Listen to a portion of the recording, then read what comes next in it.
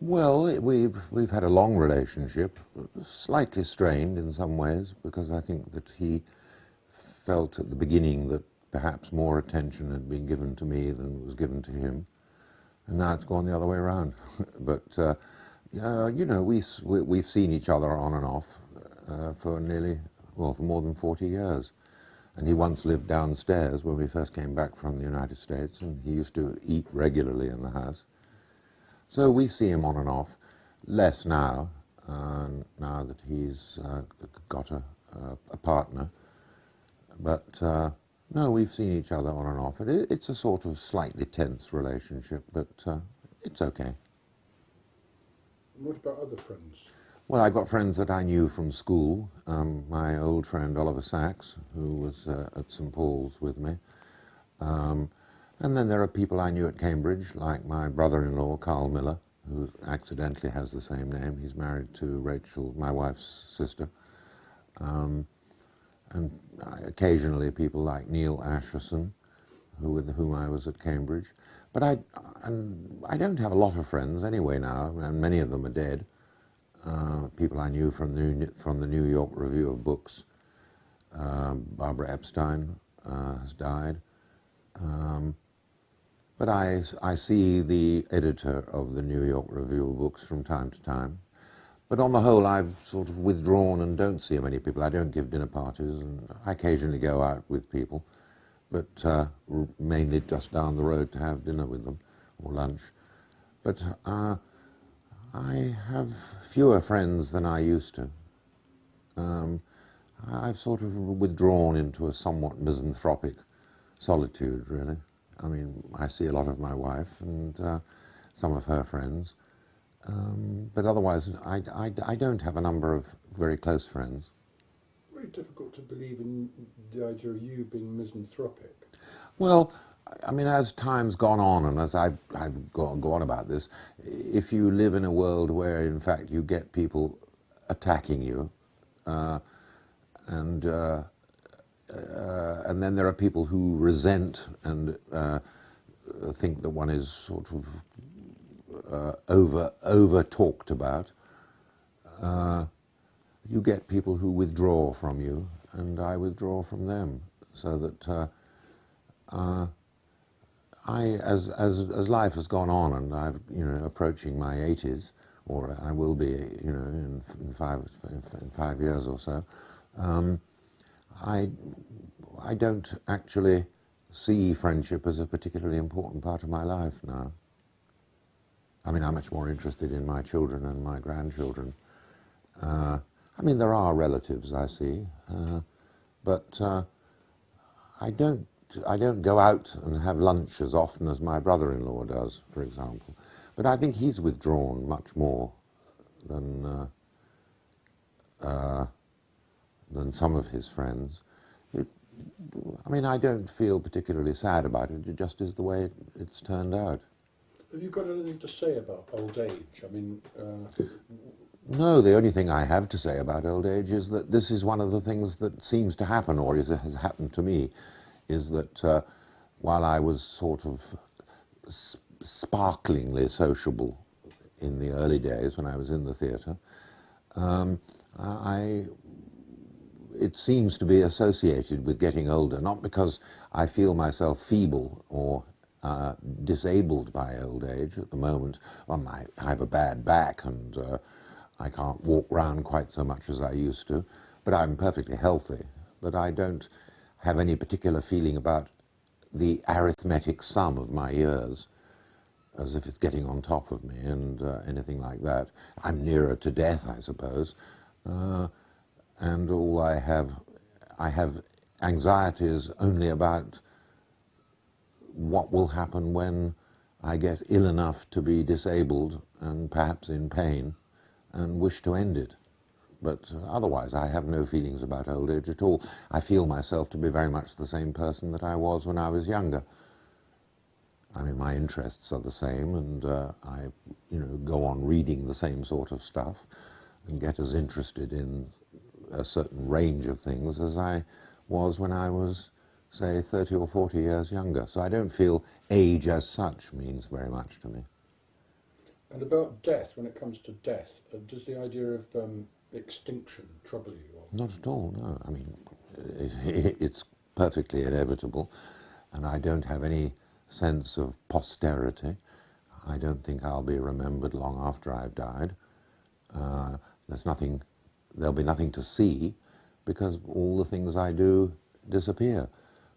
One or two films that I've made may well be looked at again, but none of the plays because they will never be revived. Or there's no way of reviving them. I mean, if they're revived by someone else, not by me. I've left one or two books behind, which I think might be talked about in many years to come, because I think one or two of them are quite good. My Body in Question, for example, I think has still got a lot of extremely interesting philosophical ideas about the nature of biological science. I mean, they're not major works, but I think that they're quite significant. Again, disregarded and criticized when they first came out, as the programs were themselves. People may look at those and say, after many years, well, you know, they were better than they were thought at the time. But I have no feeling of posterity, and I don't think of my children as carrying my name into a future that I will not attend. I'm not interested in posterity in that sense at all. Are you just made that way, or is that something to do with having studied medicine? Or? No, no, I'm made that way. It never seemed to me to be particularly important. I remember meeting someone in the street, a writer, and I was talking about my grandchildren. He said, "Oh, you know, so that they're your future.